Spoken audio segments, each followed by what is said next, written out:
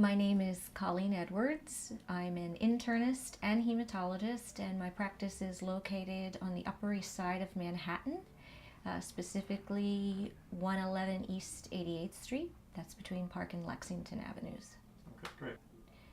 My name is Colleen Edwards. I'm an internist and a hematologist in Manhattan's Upper East Side. I've been practicing for 22 years. Being a primary care physician today is a tall order. You need to know a lot.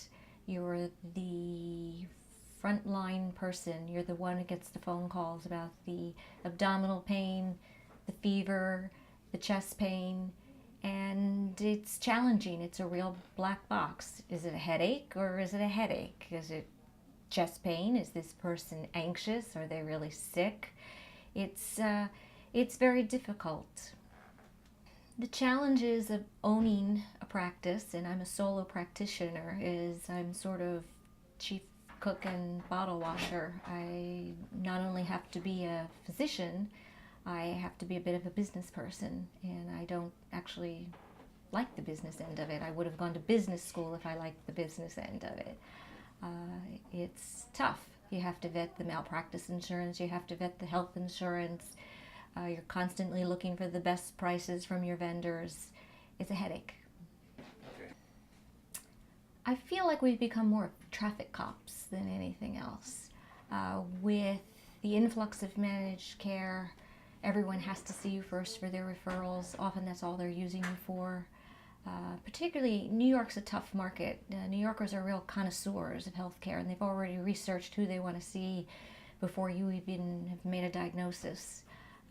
It's a real tough market in New York. I think my practice is rather unique I'm not sure about New York, but certainly in the nation as a whole. I'm still a primary care physician with a solo practice. If the phone is ringing and the staff is busy, I answer the calls. I take my own phone calls at night. I still cover on weekends. It's an old-fashioned feel to my office that the patients appreciate. It's getting harder and harder to do with the constraints of time and money and reimbursements, but there's still a very nice feel to my office. The patients say that they like my staff, and I'm very proud of that. I think my practice is becoming increasingly unique in today's market. I'm a solo practitioner. There's an old-fashioned feel to my office that I think the patients appreciate. If the phones are ringing and the staff is busy, I answer the phone. I take my own calls at night. I take call on weekends. I have a nice staff who knows all the patients. That's getting harder and harder to do in today's economy and with today's reimbursements, and I hate to give that up. I'm not a big fan of electronic medical records. I think they solve a handwriting problem, and that's really about it. They're still only as good as the information that goes in. So if your patient gives you misinformation or doesn't know the medicines they're on, it's not going to help you, and the electronic medical record isn't going to fill that in. Having said that, email communication is becoming more and more important. People are busy, they live in different time zones, they travel a lot. And that's a technology that I think physicians are realizing they're just going to have to engage with their patients, begrudgingly or not. Email is certainly something that we're going to have to do, whether in the guise of secure messaging or traditional email. I was not particularly interested in purchasing electronic medical record at this point. I was even wrestling with the idea of just doing without it and using traditional paper records until I retire. However, I heard about the Health product, and there were a couple of features that piqued my interest, and so I went through with it. I had several patients ask me if I communicated by email, and I had always said no. One, it's not a secure HIPAA compliant mechanism, and truthfully, I didn't want my patients having my personal email any more than I wanted them having my home phone number. The truth of the matter is, when people travel to other time zones, telephone communication can be complicated and difficult, or often they have things they want to send to me that they feel are important, and they want to do in an electronic format. The fax, which I happen to like fax machines, they weren't interested in. Everything was already in electronic format, so I found myself giving my email to certain patients if I thought it wouldn't be abused and for their convenience to send me certain pieces of information. The feature of Hello Health that really tweaked my interest was the ability to bill for remote services or virtual services. As an internist, I do a lot on the telephone that I wasn't getting reimbursed for, whether it's a straightforward urinary tract infection or sinusitis, or someone wanting to discuss their headaches over the telephone. I was, making 10 phone calls like that a day that I wasn't getting reimbursed for, and I thought I should. And it got to the point where I thought I was being abused. I was so responsive. I always returned my phone calls. And then having this ability to actually capture a little income and make the patients realize that my time isn't free and is valuable really made my antenna go up. I selected Hello Health because of I call it the 3 prongs of the system. There's the electronic medical record, which everyone will eventually be transferred over to. The doctor-patient interface with the instant messaging, the ability for the patients to review their mammogram reports, their x-ray reports in their library. They can keep track of their immunizations. And then the third part where I could actually bill for some of these remote services. It was the whole package that just seemed to suit me. And truthfully, the electronic medical record part was the least important. I liked the whole package that Hello Health had to offer. I call it the 3 prongs of the system. There's the traditional electronic medical record that all patients, whether they signed up for Hello Health or not, will eventually be transferred onto.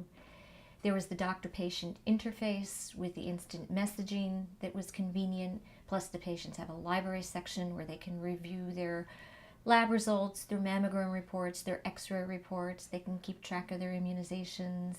And then the third prong being the ability to capture some income for the remote services I do.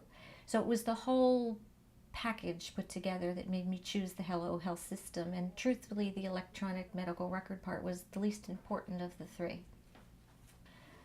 I'm not very technically savvy, so when I made the big decision to switch to electronic medical record, I was worried that I would have trouble. Indeed, that was not a worry at all. It's actually a very simple system to use.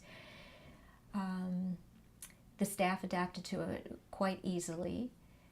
I was also a little concerned perhaps the patients would be a little put off by me asking them to sign up for this service and having a fee associated with it. Hello Health has been very helpful in the rollout of the system and with support, getting patients signed up. No complaints. I'm not a very technically savvy person, so when I made the decision to engage in electronic medical record, I was worried I would find it difficult. It would be time-consuming, and those fears were unfounded. It's actually a very easy system to use. The training was excellent. The staff adapted to it pretty quickly. I was also concerned the patients may be a little put off by me asking them to sign up for this service. There's a fee attached. Most people think it's a pretty cool system. The implementation of Hello Health certainly didn't impact the day-to-day workflow. I still could see the same number of patients as I had seen before. I must say, in the beginning, when you're entering all the patient information such as their medications, their allergies, their past medical history, their family history. That's time consuming. That'll be true with any electronic medical record, and it needs to be done right. So I did that myself. I don't have an RN, and that's time consuming. Once the patient is in the system, the note generating process is actually quite fast, and I like that. My staff actually adapted to the platform faster than I did. I was very loath to give up my old-fashioned appointment book. We finally have. They adapted quite readily. No problems using the platform at all, signing patients up, retrieving records, entering information. My staff adapted to the Health platform faster than I did. I was loath to give up my old-fashioned appointment book. I finally did, but they had no trouble switching from making appointments with paper and pencil onto the making appointments via the system. No trouble entering data, demographics, signing patients up. They adapted quite readily. The Health team is incredibly supportive. From the beginning, there was a presence in the office when we were first setting up and adapting and were coming up to speed. If now we have problems, we pick up the phone or shoot an email to one of the support people and we get a very quick response. The support has been fantastic. I have made several suggestions over just the 6 months I've been using the system that were taken quite seriously and implemented. And I think that I couldn't ask for a more responsive group of people working behind the scenes. Health has certainly enhanced the way I communicate with my patients. Some of my patients even were concerned for me that I would be abused with constant emailing, when in fact that's not the case. If same people who abuse phone calls are going to abuse email. I have not found that to be the case.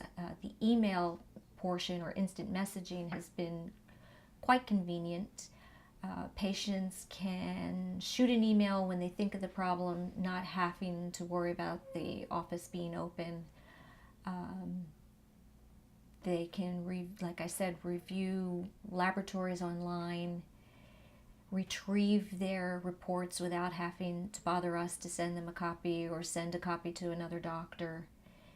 And I am very, very happy with the ability to not only bill for remote services, but actually document them. So if you have an email conversation with a patient or a telephone conversation, it now automatically becomes a part of their record.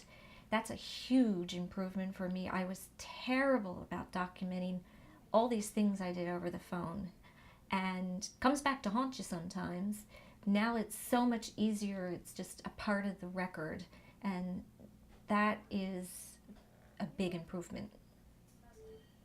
One of the unintended benefits I found is the email conversations that you have, or instant messaging conversations, or telephone conversations now automatically become part of the medical record. I was terrible about documenting all the things I did on the telephone, and this has been a big enhancement for me, really very helpful. You forget to document something, it can come back to haunt you down the line, and it's just been a huge improvement in my documentation, and it was a pleasant, unexpected surprise. The response from my patients to the Health system has been quite positive. Most of them really like the instant messaging feature. My patients are busy. They may work downtown, they may work in another state, they may travel a lot, and they find this ability to communicate with me anywhere they are on the fly, quite convenient, and I've had a lot of positive response from my patients for just that feature alone. I've used the video conferencing feature just a couple of times. It works very well. It was at the patient's suggestion, not mine. They wanted to have a sense of face-to-face interaction because they hadn't seen me in some time. And it's quite nice. There's something about face-to-face contact that you don't get necessarily over the telephone. You can see the patient's expression, and which can be important. And it's a nice feature. The partnership with Hello Health has been wonderful since I've started using their system.